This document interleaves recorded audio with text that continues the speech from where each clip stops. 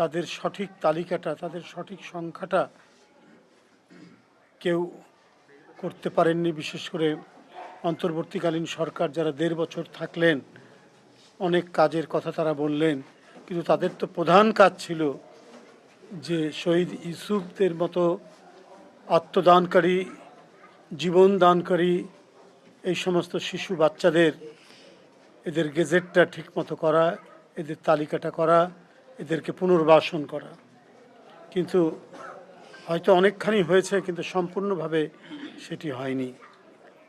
আমরা বিএনপি পরিবার গঠন করেছেন বর্তমানের প্রধানমন্ত্রী, বিএনপির চেয়ারম্যান জনাব তারেক রহমান, একটা উদ্দেশ্য নিয়ে, যাতে কোনোভাবেই এই আত্মত্যাগকারী, আত্মদানকারী ইউসুফদের মতো মানুষরা তারা যাতে কোনোভাবেই বঞ্চিত না হয়, তার পরিবার যাতে বঞ্চিত না হয়, এই ব্রত নিয়েই আমরা বিএনপি পরিবারটা করেছিলেন।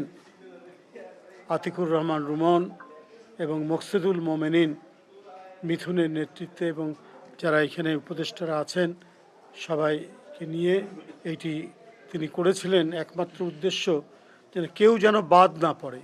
যদি শহীদদেরকে, যে ১৬-১৭ বছর নির্মম যাতাকলে গণতন্ত্র পিষ্ট হয়েছে, গণতন্ত্রের জন্য যারা লড়াই করেছেন তারা পিষ্ট হয়েছেন, এবং গণতন্ত্রের লড়াইয়ের যিনি প্রধান সিপাহসালার দেশনেত্রী বেগম খালেদা জিয়া, তিনি লাঞ্ছিত হয়েছেন, অত্যাচারিত হয়েছেন, নিপীড়িত হয়েছেন, তাকে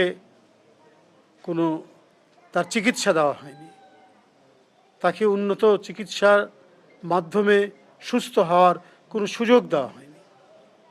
তাহলে এই যে এত আত্মদান, এই যে এত ত্যাগ, এগুলো তো সবই বৃথা হয়ে যাবে।